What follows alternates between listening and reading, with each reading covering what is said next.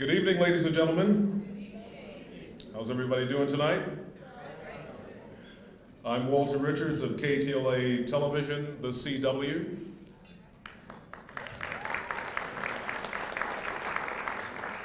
Thank you very much. I had to say that. Gordon Peppers, our general sales manager, is here. Former track star, UCLA. It's my pleasure to be your host this evening for the 18th Annual Thurgood Marshall Lecture and Dinner. We are gathered here to honor a gifted individual, and this year's honoree is the Reverend James Lawson, Jr.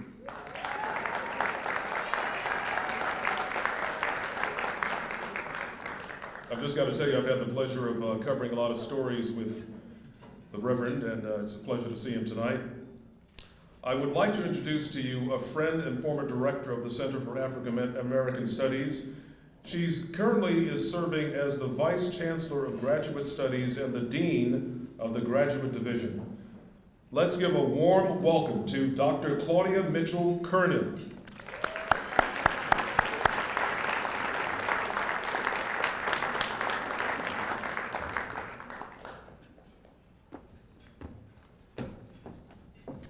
Good evening.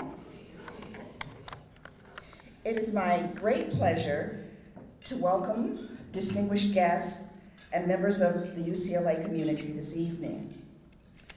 My task for the next couple of minutes is to tell you a little bit about this lecture series and its meaning to members of the UCLA family who have maintained this tradition for almost 2 decades. In 1987, when the inaugural Thurgood Marshall Lecture on Law and Human Rights was held, Justice Marshall was still sitting on the Supreme Court. Then, as now, he stood as a symbol of the great 20th century struggle to use the judicial system in the battle for civil rights, to turn the system that had been a part of the apparatus of oppression into a mechanism of liberation. Although he didn't retire until 1991, Justice Marshall's accomplishments had already been memorialized in history books. Indeed, the period when the courts made courageous decisions championing civil rights had actually ended, and the social impact of those decisions was being eroded by opposing forces. At that time, I was director of the Research Center, which was renamed the Bunche Center for African American Studies several years ago. A colleague, Professor Henry McGee, who had also served as a director of the center, came to me with his concerns about Marshall's legacy. For at least a decade, we had been experiencing the chill winds that ushered in the demise of what we were then calling the Second Reconstruction. Professor McGee and I worried that the memory of Marshall's stunning achievements would fade with time. We realized that his strategies might lose their power in an environment of changed circumstances, but we were confident that the brilliance, the passion, and the persistence of his struggle would always remain relevant. It was in this context that Professor McGee and I sought to establish an annual occasion when Thurgood Marshall's dedication to human rights and a vision of equality for all would be recalled and honored. The result was this lecture series bearing Marshall's name, which is now in its 20th year. Before we honor the Reverend James Lawson, the latest in a series of eminent leaders in the struggle for human rights, it seems appropriate to take a few moments to recall Marshall's achievements and their contemporary relevance.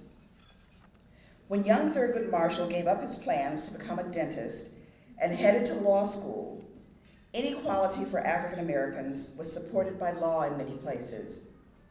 Particularly in the South, Black people went to separate schools, drank from different water fountains, stayed at separate hotels, and sat in designated seats in the back of the bus.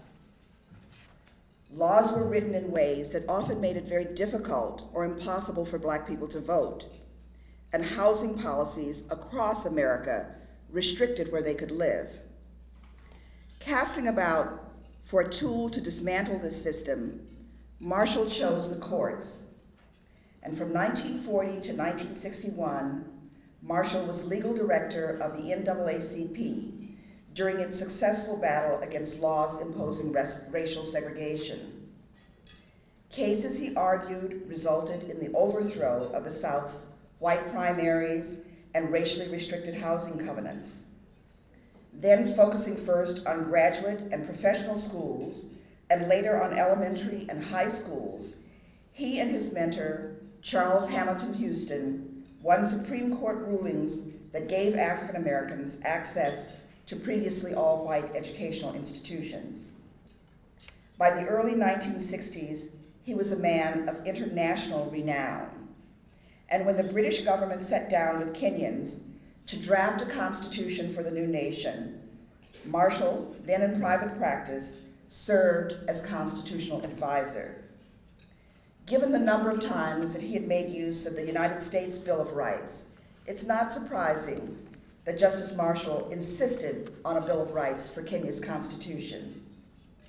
In 1961, President John F. Kennedy appointed Marshall to the U.S. Court of Appeals, where he wrote 112 opinions in 4 years, none of them overturned on appeal.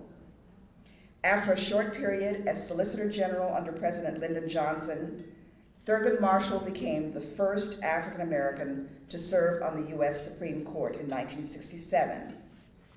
On that bench, he compiled a sterling record of judicial wisdom and social consciousness, setting forth well-reasoned views on civil rights, protections, abortion, and the death penalty, often in dissent from the court's majority. When Marshall retired in 1991, the bench lost a great jurist, and those concerned with equity and inclusiveness lost a powerful advocate. Viewed through long decades of historical experience, his accomplishments may seem less imposing to some.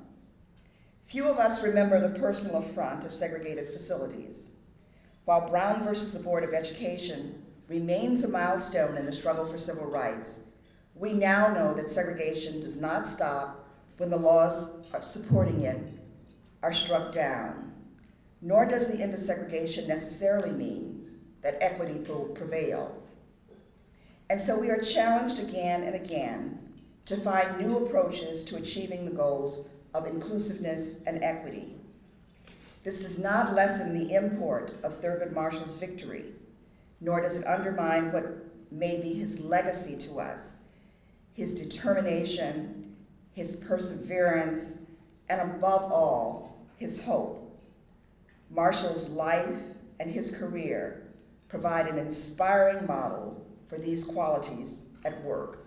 Thank you very much.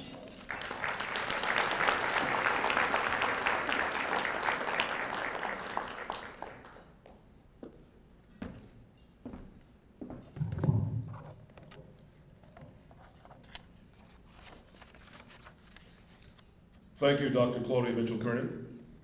That was wonderful. Please give her a hand.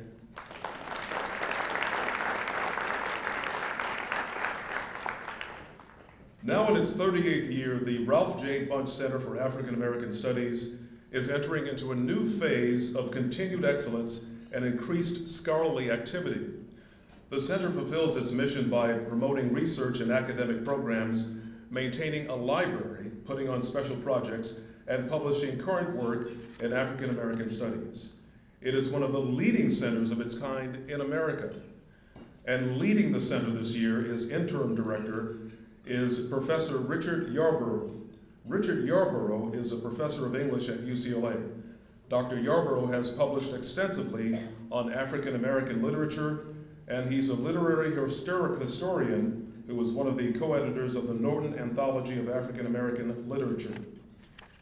He's also received a Distinguished Teaching Award and recognized as an outstanding faculty member by the African Student Union and has received a commendation from the City of Los Angeles. Unfortunately, Professor Yarborough couldn't join us this evening. However, It's my pleasure to introduce to you a former director of the center, Dr. M. Belinda Tucker.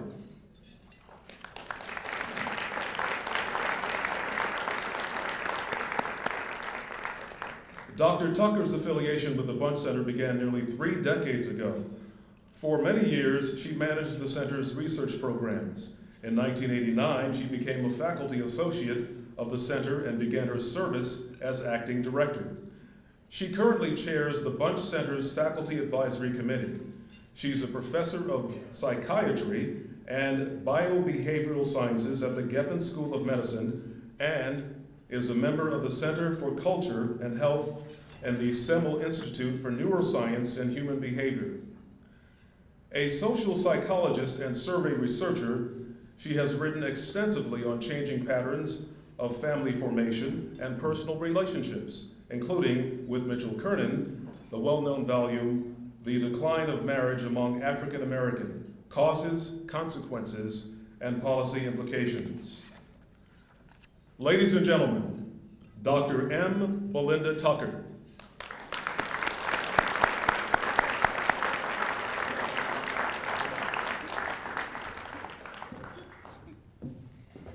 Well, good evening, everyone. Good evening.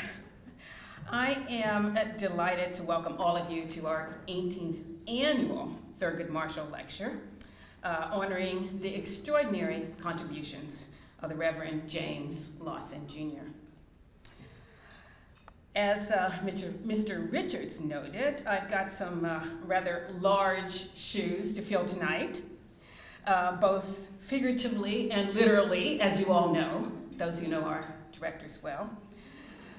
Director Darnell Hunt, who is taking a well-deserved leave, has launched a number of successful initiatives during his tenure here, none more important, in my view, than the center's College Access Project for African Americans, which has provided key data in the battle to restore the African American student presence at UCLA, something I want to mention a bit more about later. Acting Director Richard Yarbrough is, for many across this country, truly the face of African American studies at UCLA. For nearly 3 decades, I guess we're all old heads now, his scholarship, his steadfast promotion of our academic programs, his extraordinary support for students, his constant willingness to step up, whatever the mission, really has truly made him our heart and soul. Both send their good wishes and congratulations to our honored guest. We really do have much to celebrate tonight. As many of you know, the percentage of funding that the university gets from the state really has declined over the years. And we are now more dependent than ever on grants and on individual donations. African American studies, however, are often at a relative disadvantage because the communities we serve, for the most part, are not wealthy. Indeed, we exist in large part to address the substantial needs of our communities. Yet the relative absence of wealth has really not stopped our people from providing critical support when needed. We are extremely proud that much of the $500,000 raised for our Ralph J. Bunche Faculty Chair in International Studies came from average citizens.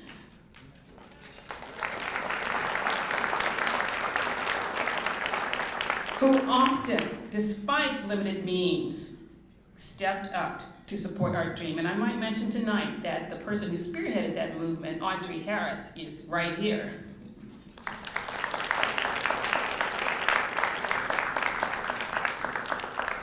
Tonight, I am honored and privileged, however, to recognize someone who is supporting our dreams and the aspirations of our students, Mrs. Jeanette C. Moore. And let me just tell you a little bit about her. For years, she has donated her talents through service on the Bunche Center's Community Advisory Board. Mrs. Moore was born in Baltimore, Maryland, and ironically lived right next door to Thurgood Marshall's brother, Dr. Aubrey Marshall. And it is fitting that these two fine families would have known each other. Mrs. Moore attended Howard University and received her bachelor's degree from Morgan State University, and she has devoted her life to education. She taught in the Beverly Hills School District for 23 years and did some teaching as well as the Pepperdine University Extension. Here at UCLA, she did graduate studies, and she was a volunteer in the Teach for America program. Jeanette Moore's daughter, Roxanne, who is now deceased, is also honored tonight.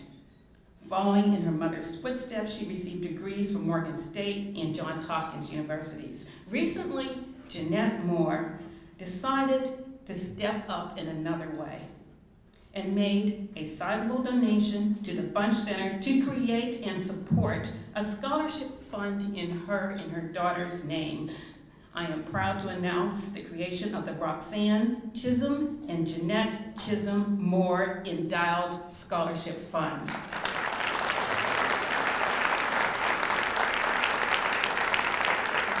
Can you stand up, please? I want her to stand up so that we can all see her and appreciate her and what she's done.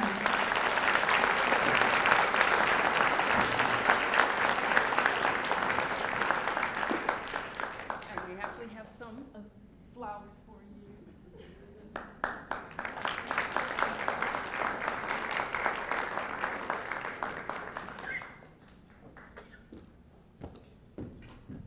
Now, she is encouraging others to step up as she has done. We have more to celebrate. This past year, something truly extraordinary took place. In response to the untenable decline in the number of African American students at UCLA, one tenacious, and as we used to say in the old days, righteous group of folks said no more. The Alliance for Equal Opportunity in Education was launched in May of 2006. That's less than 1 year ago. It is an historic uniting of a broad array of African American community groups to address a crisis. It includes political, religious, civil rights, university, and alumni associations. This group went straight to the top. They met with the chancellor, they met with the regents, they met with the president of the entire university system. They became intimately involved with recruitment and admissions and helped pressure the university to change its admissions policies. Now, Director Darnell Hunt has asked me to read a statement about their efforts on his behalf. This is from Darnell Hunt. As many of you in attendance tonight know, the alarming decline in African American admissions to UCLA has been a central theme of this dinner in recent years. So I think it only fitting that we take advantage of tonight's gathering to celebrate the recent important first step on the Black admissions front. The 392 Black students admitted to UCLA for fall 2007 represent an increase of at least 57% over last year's final figure of 249. It proves what we already knew, that even in the constraining environment wrought by Proposition 209, UCLA could do a much better job of admitting deserving Black students. Of course, yes. Of course, this year's increase didn't just happen. It was largely the product of the new holistic admissions process employed by UCLA for the fall 2007 class. In my view, UCLA would not have adopted this fairer but more time-consuming process had it not been for the pressure of the Alliance for Equal Opportunity in Education.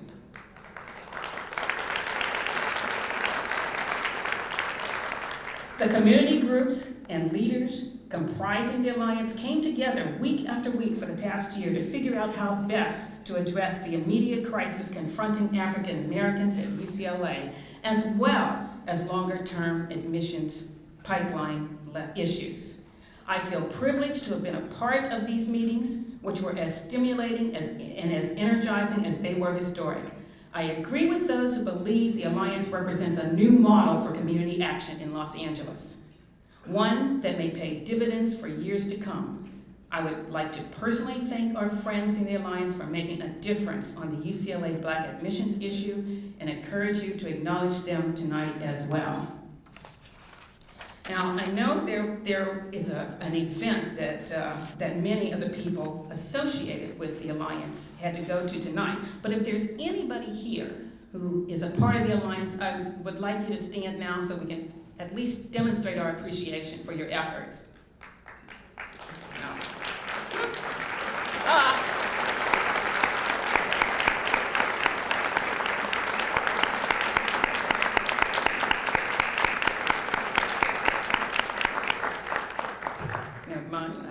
And you are the chair this year of the Alliance, so we really appreciate your efforts.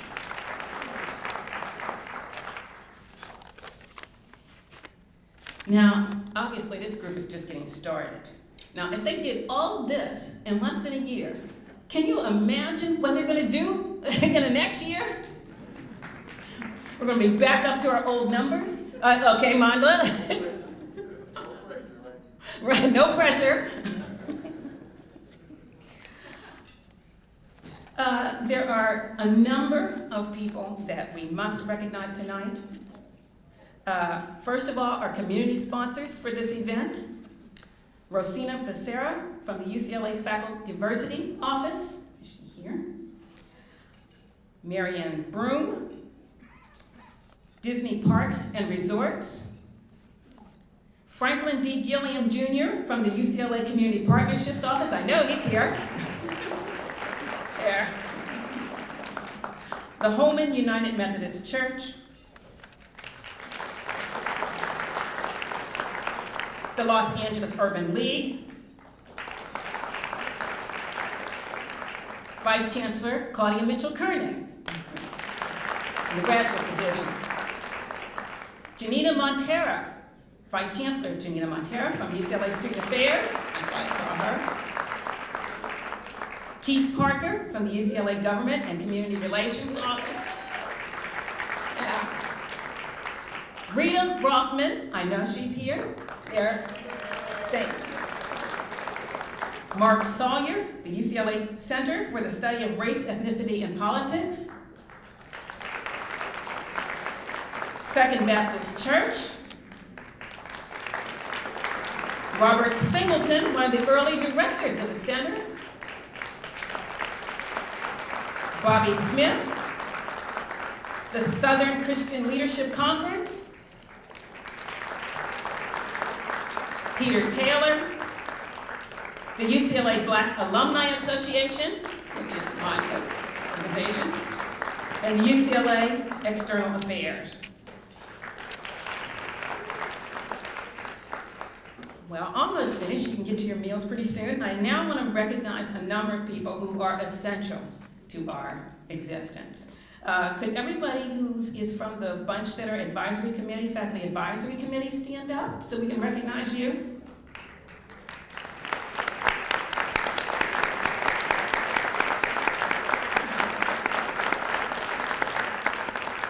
And I think, and then also the committee, the Community Advisory Board and Student Advisory Board, if you would stand up as well.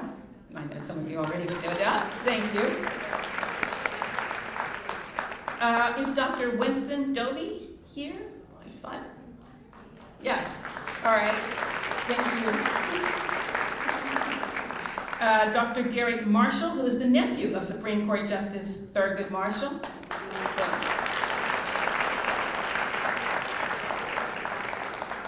Mitzi Wilson, Senior Vice President of the Diversity Development for the Fox Entertainment Group.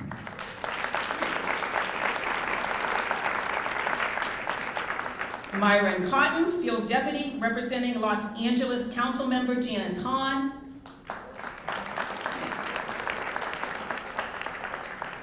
Joey Hill, Chief of Staff for California State Senator Kevin Murphy.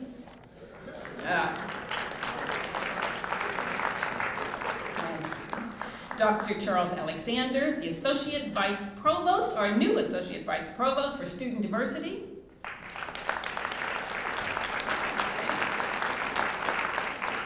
Carmen Smith, Jay Smith, Vice President of Global Strategy for Diversity and Inclusion, representing Disney Parks and Resorts.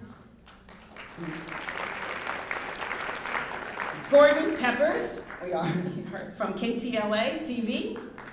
Thanks. And finally, the Honorable Robert Farrell, who was the former council member of the City of Los Angeles. I believe he's here somewhere. Yes, thank you. We welcome all of you. And finally, this really has been an unspeakably difficult week for institutions of higher learning all over this country. We are a community, and we are amazingly interlinked. I've been working for the last year with scholars at Virginia Tech. So I want to note that we share the grief of the Virginia Tech University family and keep them in our hearts and prayers. Thank you all.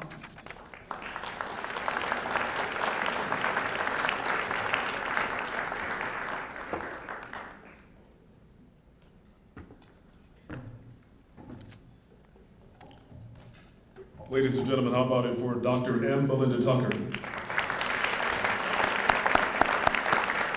I've only known her a short while, but she's very passionate, and it's a pleasure meeting you. You know, I just wanted to say that I've been at UCLA so much in the past year that I should enroll. What do you think? Yeah. Might boost the numbers. No, it's a pleasure to be here, thank you. And again, I look forward to connecting with you throughout the evening, and please enjoy your meal, good food, and good music from the Keisha Potter Quartet.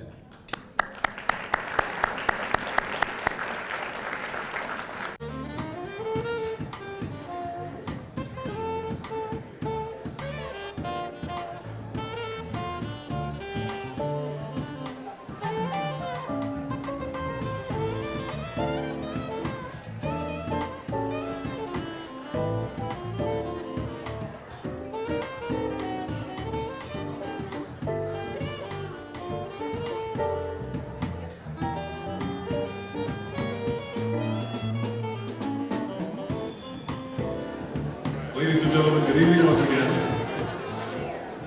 I want to hand the Keisha Potter Quartet.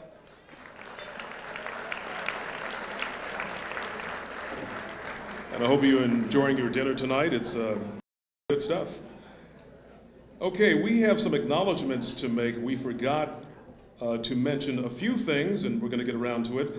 But before I mention some sponsors we forgot, I want to acknowledge table number 11. These are some important folks here, as we all are tonight, but these people here are pioneers in the civil rights movement. The original freedom riders, table number 11.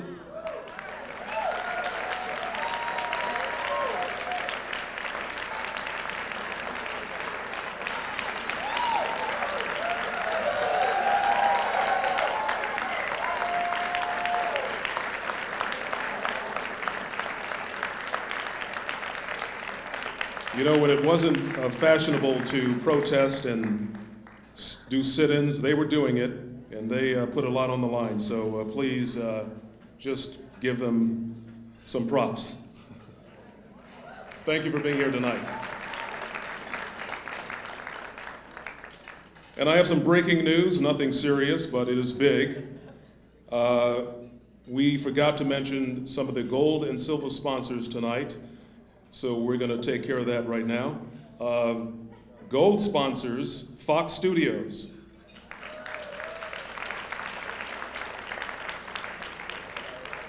Thank you so much.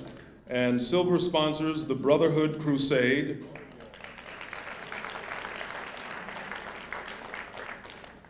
Renee Campbell.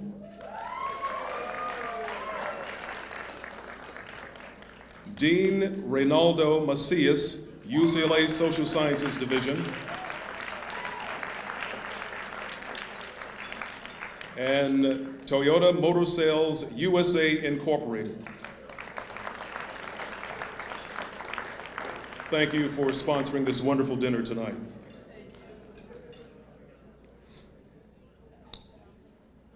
The return of the Reverend James Lawson Jr. to Vanderbilt University as Distinguished University Professor marks the latest chapter in a life dedicated to the principles of nonviolence and reconciliation.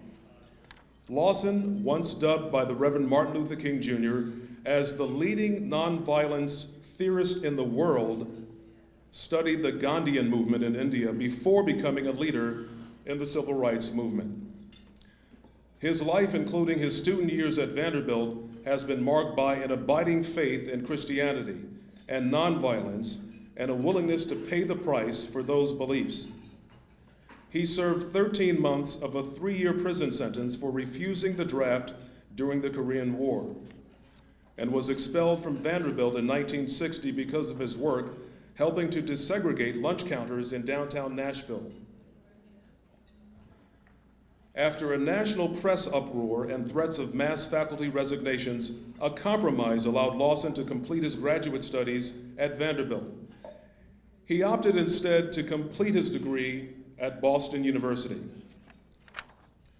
Lawson went on to a career in the ministry, serving for 25 years as pastor of Holman United Methodist Church in Los Angeles, before becoming pastor emeritus in 1999. It's okay to applause, please.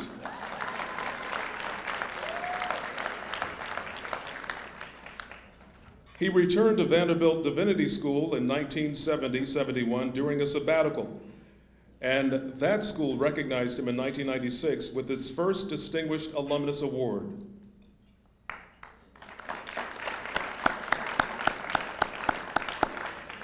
The Association of Vanderbilt Black Alumni named Lawson the 2002 Walter R. Murray Distinguished Alumnus.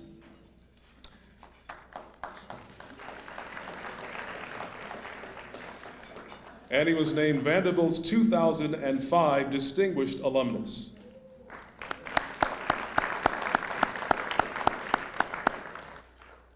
Quote, "No other alumnus has ever contributed so much to issues of national and international justice and peace and the promotion of a nonviolent worldview," said Vanderbilt Chancellor Gordon Gee.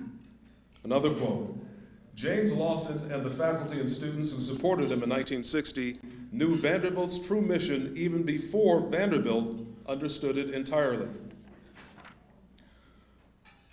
Lawson is spending his year as Distinguished University Professor at Vanderbilt, teaching, speaking, and participating in discussion groups with faculty. Vanderbilt archiving experts are cataloging his papers, and Reverend Lawson plans to do some writing, perhaps an autobiography based on the papers. Now, without further ado, I present the 2007 Thurgood Marshall honoree, the Reverend James Lawson Jr.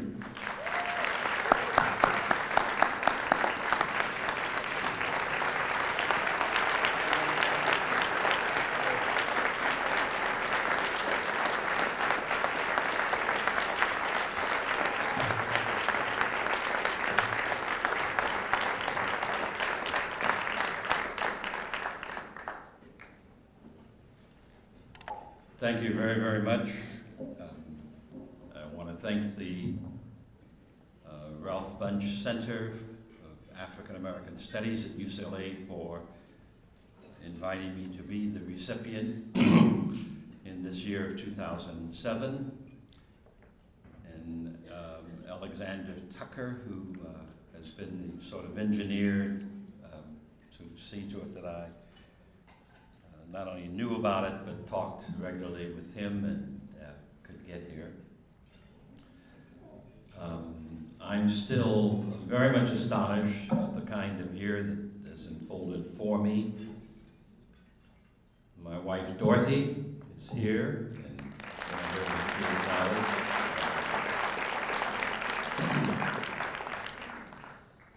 there are so many things I'd like to say. But my wife has already indicated to me that since this has been such a long day, 15 minutes at the most. Reminds me of the speaker. You know this old story, the speaker who received at the sitting at the table, the dais, and getting ready to speak. A note was brought up to him and put on his desk in front of him, and he opened it, and it said, "KISS," K-I-S-S. And it was from his wife. And the MC sitting next to him said, "Isn't that wonderful? That's very lovely, very nice. What does it mean?" He said, "Keep it short, stupid."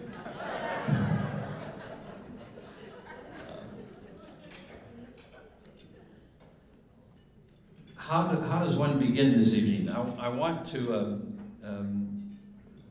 just share with you 2 or 3 things. One is that in actual fact, Dorothy and I saw and were present when the university, Vanderbilt University, announced and endowed the chair, permanent chair, in my name, professorship at Vanderbilt. I am not the recipient of it, but a chair that's being permanent chair in the university. I'm not sure how to take all of that, except to say that it's rather extraordinary to be alive, to see what goes around come around, among other things. And Dorothy and I are delighted we've both seen this. We were a couple, husband and wife, when I was expelled from Vanderbilt in 1960. That, I think, was the first year of our marriage. Yeah, in the first year of our marriage. That's right. So we did not anticipate that, but we shared it together. I should say immediately that the Divinity School and the faculty had nothing to do with my expulsion. It was a couple of the trustees and the executive committee. We were confronting them in segregation. Our mission in Nashville was to begin the desegregation of downtown Nashville. The sit-in was only one of the techniques we used. We used also economic boycott. We also used poster walks. We also had marches.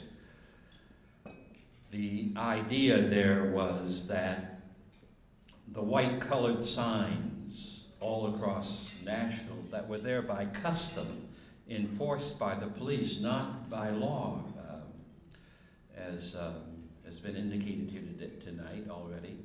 It was custom. It was custom across the country because I got refused service the first time in restaurants and lunch counters in the town where I grew up in Ohio, Massillon, Ohio. It was not just a Southern thing, it was a national thing, and racism is still a national thing, more pervasive than I've ever seen it in my own lifetime. That's something we need to come to understand. 2 of these trustees were in the middle of our movement of protesting and refusing to make any changes. And they panicked the chancellor into allowing them to pressure him into my expulsion. And Dorothy and I also had the privilege later on, when Chancellor Branscombe was 103, to sit with him in lunch, where he indicated that nothing should have ever happened to me in that school that year, and also to tell us that to apologize for it, and to say that he had no real animosity in his heart about it and was sorry that it ever happened. So we experienced also that moment of reconciliation with a man who was in a tight scene because of the trustees of the university. Also, I want to just thank the Freedom Riders from California who are here, because they were among the ones who came. You may or may not know that a part of what I was able to do, a part of my work in the movement in the late 50s, early 60s, was the training of people in how to do nonviolent struggle and make a difference. Now that's a very important statement to be made on this Thursday evening when we had this tragic example of what violence is about and what violence does in our country. The freedom ride that you all came to would never have happened had it not been for our movement in Nashville. Because there was a bus burning in May in Anniston, Alabama in 1961. Then a mob in Birmingham, Alabama, with the police watching silently and in cooperation with the White Citizens Council and the Ku Klux Klan. And they met the bus there with extreme violence, any number of people beaten up, beaten unconsciously and all. And so the initial ride was so exhausted by all this injury and mayhem that they voted to discontinue it. But we in Nashville said we cannot allow the KKK or the White Citizens Council to stop a legitimate movement for justice, a peaceful movement for justice, to be stopped by violence. And we unanimously said we're going to continue the ride. And so we recruited among ourselves students and clergy, and then we went to Birmingham, then to Montgomery, and and therefore continued it, to the great astonishment of Attorney General Robert Kennedy at that time, a wonderful man, but did not understand what this was all about at that time. In any case, we had a young 22-year-old woman, Diane Nash, call Robert Kennedy to tell him that the ride was not over and that we would be picking it up out of Nashville. And the consequence of that was then that in spite of then another violent incident, mob violence in Montgomery, Alabama, on Mother's Day of 1961, we began to recruit people, and the ride went on. I led the first group of clergy and students into Jackson, Mississippi, where we were escorted from Montgomery by National Guards of Alabama and Mississippi. That frightened me more than anything else, I have to tell you.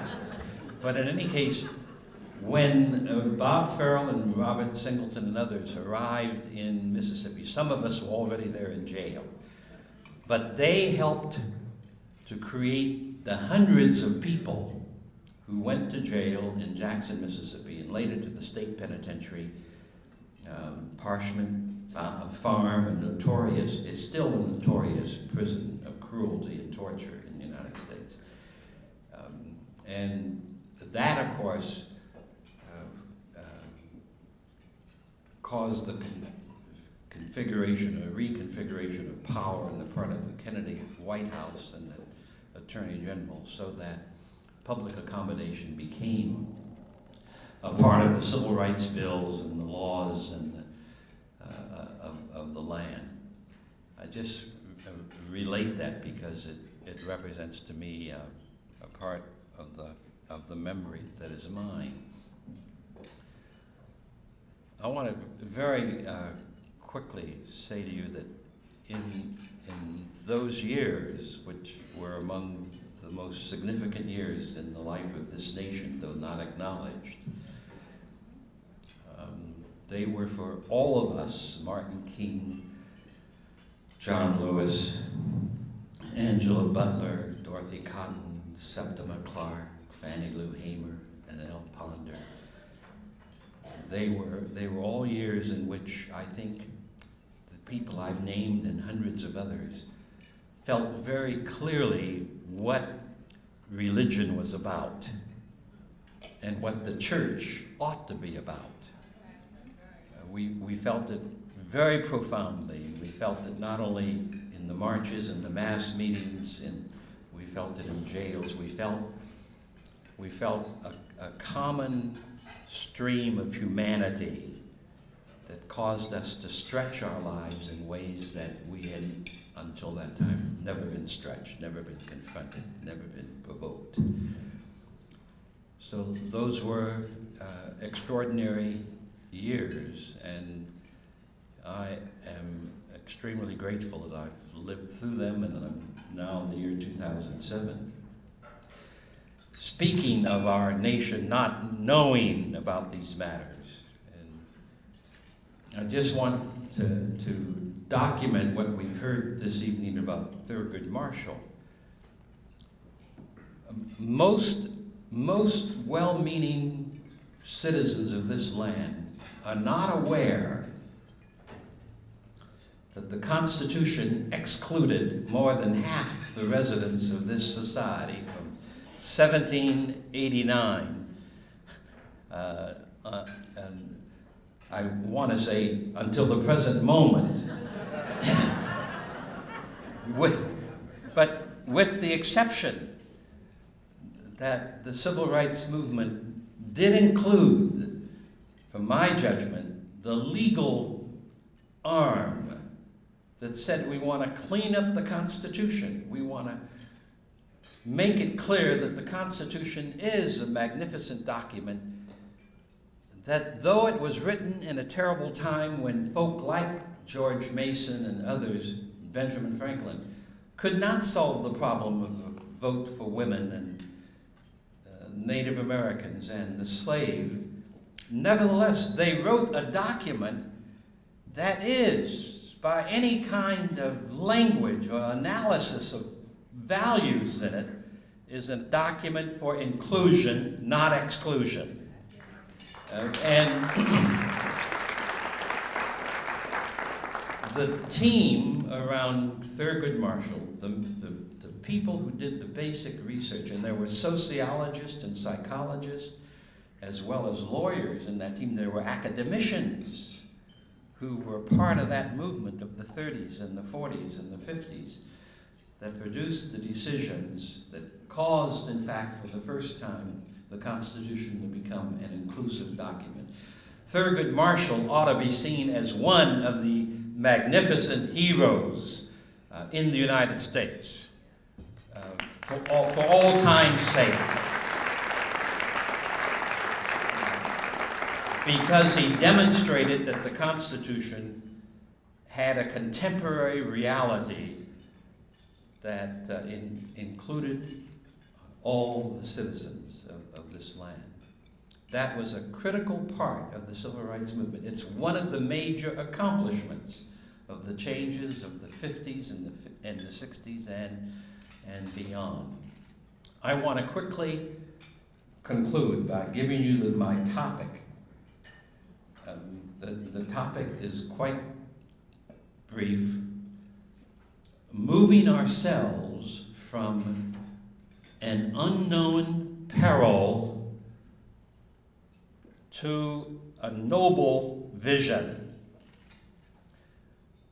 I begin with a brief story.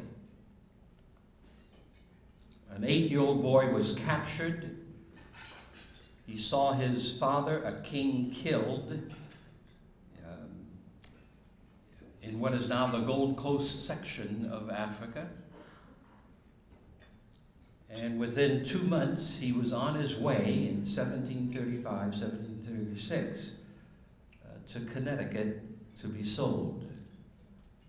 The man who sold him in Africa called him Venture, because he said, I've invested in you 2 barrels of rum and something else, bartered. But this 8-year-old boy was on his way to Africa, to the United States, to the colony of Connecticut. He was an extraordinary human being. As he grew in size, he grew in intelligence. He was now allowed to learn how to read or write or compute. I'm sorry, I'm left the sentence out. He did learn to read and write and compute. He was a highly intelligent person. When he was 21 or 22 years of age, he was over 6 foot tall, 215 pounds. And as an African, in that colony of Connecticut and then Rhode Island, he was persuaded that he was a child of God and a child of the universe, and he was persuaded that he was not meant to be a slave. So between 1736 and 1776, venture became a singular model of what it is to be a free man. He worked to free himself by his own freedom, which he was able to do in Connecticut. He kept working until his 2 children by his wife, Meg, were freed. He continued working until he had bought the freedom of his wife, and who was in pregnancy then for her 4th child. Now this is an unknown name, an unknown person. But the 120 or 30,000 slaves in this country at that time were a part of the groundswell for freedom, who helped to shape the basis for the conversations that made a slogan, equality, liberty, and justice for all. And while we celebrate Thurgood Marshall, I want us to remember Venture Smith, for that eventually was his name, who was an advocate and an agitator until he freed his own family, bought a farm, and was able to push for this country setting a different standard for human life and self-governance. Now, I use that story to say, moving ourselves from unknown peril to a noble vision, because no one is going to change the peril that this nation of ours is in except us. This needs to be understood. We, the ordinary people, must see that if we're going to move ourselves and 300 million people, our children and grandchildren and the rest of them, if we're going to move that to a different kind of future than what George Bush and company and the Christian nationalists, the Christian fundamentalist nationalists are demanding of this society, we ourselves will have to do it in our own circumstances. If we are to see UCLA become a university of diversity, become a university where truth and beauty and wonder and the intellect and the power of the intellect are put into our society so that the society can be reshaped in the image of what it is to be human and alive, it's going to have to be done by people in this room. It won't be done by anybody else. The second thing I want to lift up is that we are in unknown peril. We, the people, do not know how far advanced tyranny and authoritarianism are in this nation. We do not know how far advanced the militarization of life in America is. We may be beyond. We may be at the point of no return. And I trust and I hope that's not the case. But it's very clear that if you want a nation where indeed the possibility of a democratic experiment is alive, then you have to withdraw consent for the status quo in the United States today. There is no alternative. One of the first principles of nonviolence is that people who see themselves up against the wall, who know what it is to be oppressed and persecuted, even if we are comfortable in our lives today, such people must learn how to say no before they can say yes to justice and truth. and to hope. And so we are in unknown peril. But this is certain, that if the likes of Jerry Falwell and George Bush and a host of others, if they prevail, then democracy is dead in this country and the Constitution will be of no meaning. That's, to me, extremely clear. Most people are unaware of how dangerous our situation is in the United States, and most people in the world, but most people in the United States.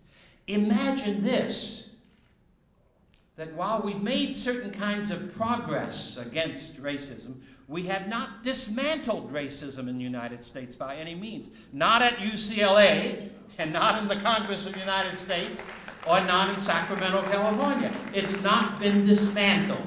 It is still alive and well in subtle ways, in 16th generational ways, all across our country. Illustration: 7 million people in the penal system, parole, jail, probation, so forth. Most of them are poor, are young, are people of color. 2.2 million people in prisons. 73% of them are black and Chicano people. 70-some% of them are folk of color. Again, mostly young, mostly poor in this country. We are approaching the place right now where we will have more people in state and federal prisons than we had slaves in 1840. Already in the penal system, we have a kind of serfdom, slavery. It's not being called that, but it's precisely that. The criminal justice system is itself criminal in this country. I give that as only one illustration. I could give many more. When a nation is building more prisons than it's building schools and universities, there is something that may be fatal in the soul of that nation. It doesn't matter how much Wall Street Journal may proclaim us being in good health. We are in the worst of health. We are in an unknown peril. And the tyranny does not come from Europe, in my judgment. The tyranny is our own tyranny. After all, slavery is a tyranny.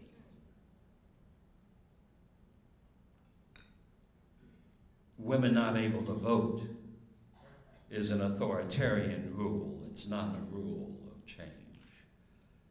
To decimate Native Americans in this country, make them the poorest citizens of the land, even now, is tyranny.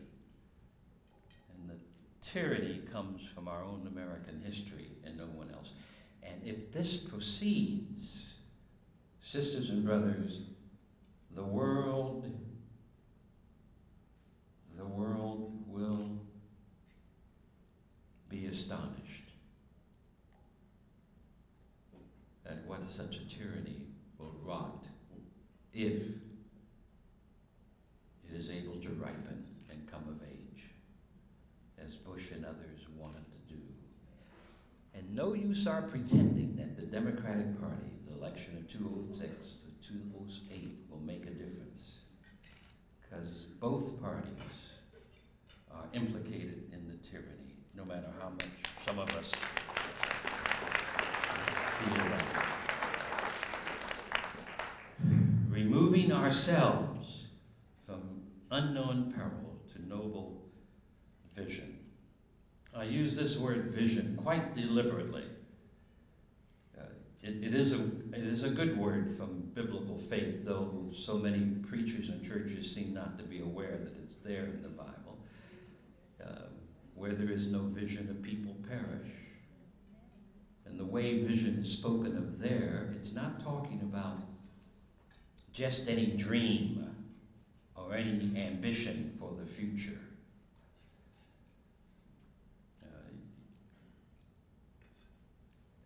Young people nowadays in college who want mostly to make money, that doesn't represent a vision.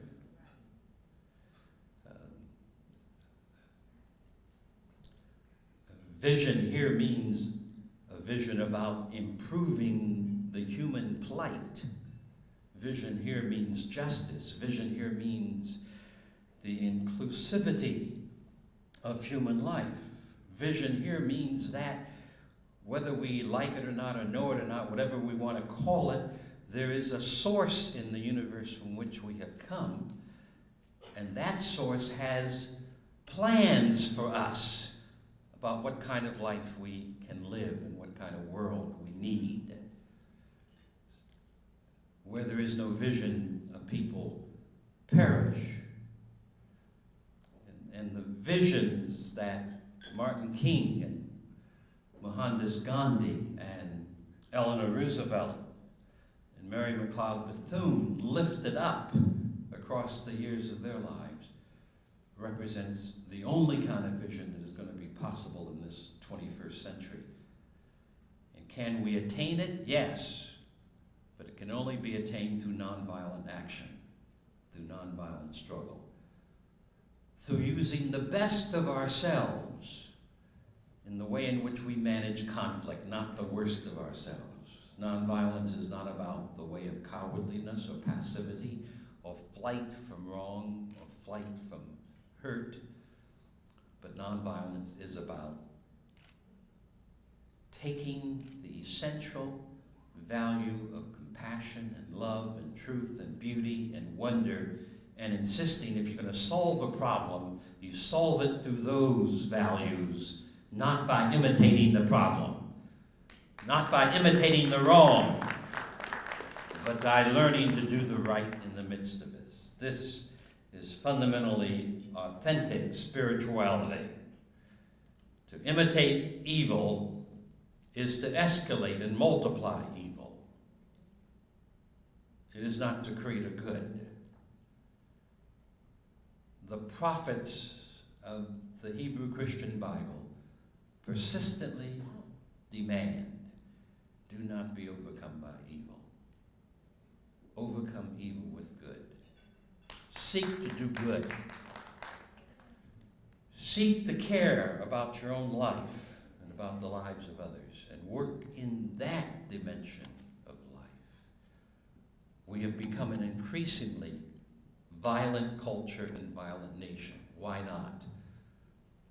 Our military budget,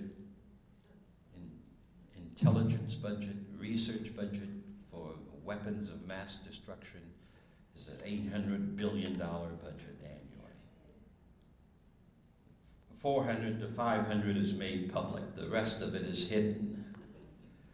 Congress persistently does a lousy job of oversight because a lot of that money goes for dividends on Wall Street. A lot of that money goes for waste and theft, with almost no protest from the rest of us. The problems of a Virginia Tech cannot be resolved by more security, by more police, by more guns. Some proposals say, let teachers have weapons. If more people at Virginia Tech had weapons, this would never have happened. The truth of the matter is, and the FBI will say this over and over again, that if anyone wants to attack anyone else, they will do it whether you have a gun or not. They will do it when you least expect it. They will try to take you by surprise. The answer to Virginia Tech is to let what a university is about begin to dictate the way we develop our security measures. Not the police. Not the police.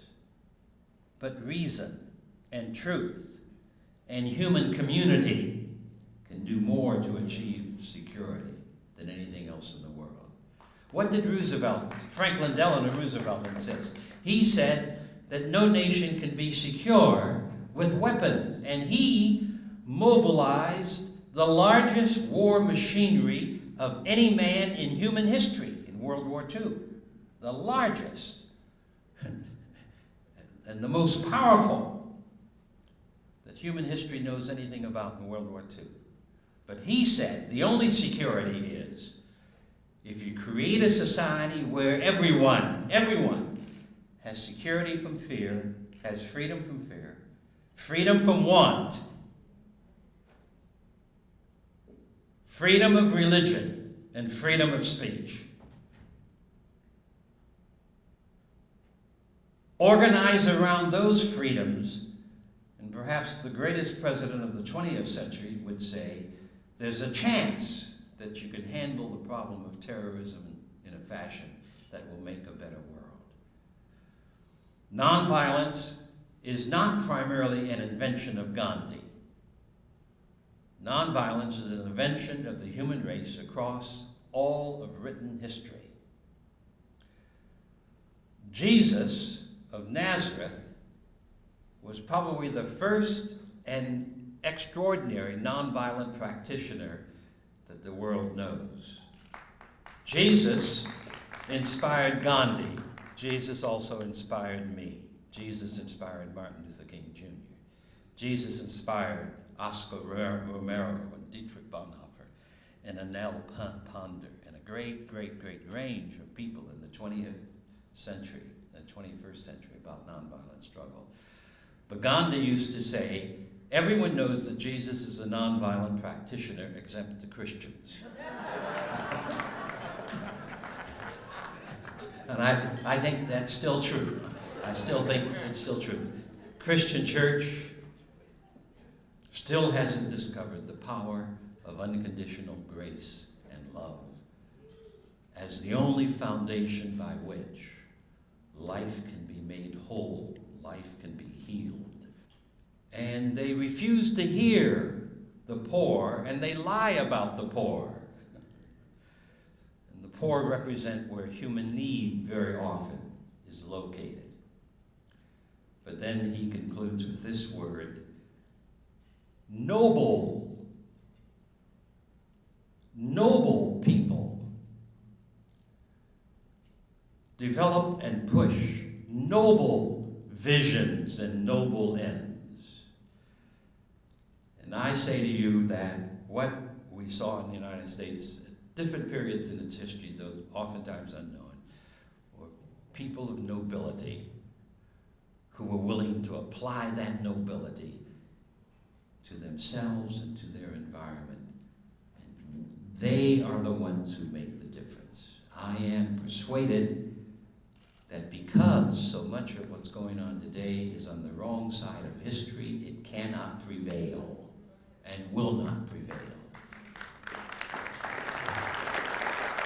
But I am also persuaded that if we pick up the heritage of the struggle of millions and millions of people in the United States for equality, liberty, and justice, as I think reached a zenith in the years of the 50s and 60s, if we pick up that lineage of ours, we will be surprised at what we can do to create what Martin King called the spiritual and moral revolution that will turn this country away from violence to nonviolence, away from greed and power to community and understanding, away from hatred and despair and racism and sexism and violence and materialism, and towards creating a society that can be called a beloved community. Thurgood Marshall was committed to that. So must we also recommit ourselves to that tonight. Thank you.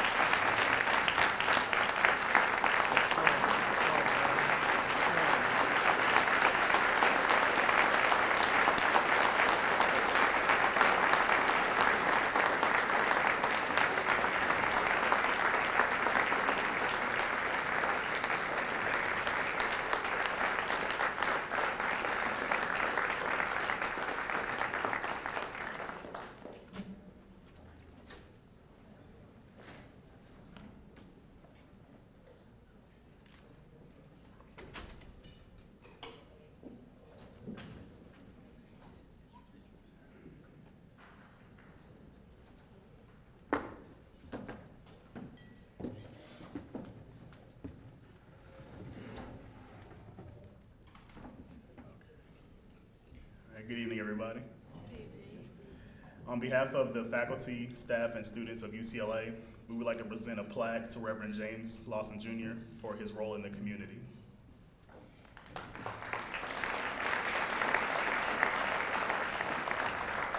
The Ralph Bunche Center for African American Studies at UCLA proudly presents this award to Reverend James Lawson Jr. for his leadership and commitment to the struggle for civil rights at the 18th Annual Thurgood Marshall Lecture on Law and Human Rights.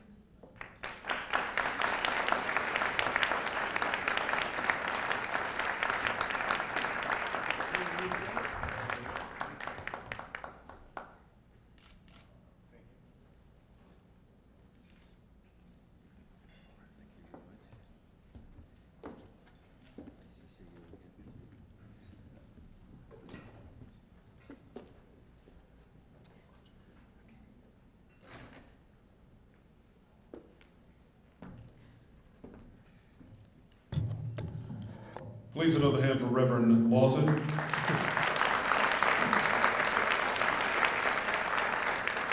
Reverend, we were all transfixed by your speech. Incredible, incredible. Like to thank everyone for coming tonight. I'm sorry it's over so quickly, but we're going to sit here and I guess continue to talk a little bit. I want to thank everyone for attending, all the sponsors and all the groups and people here tonight, and want to encourage you to continue to support the Bunche Center, and thank you for coming.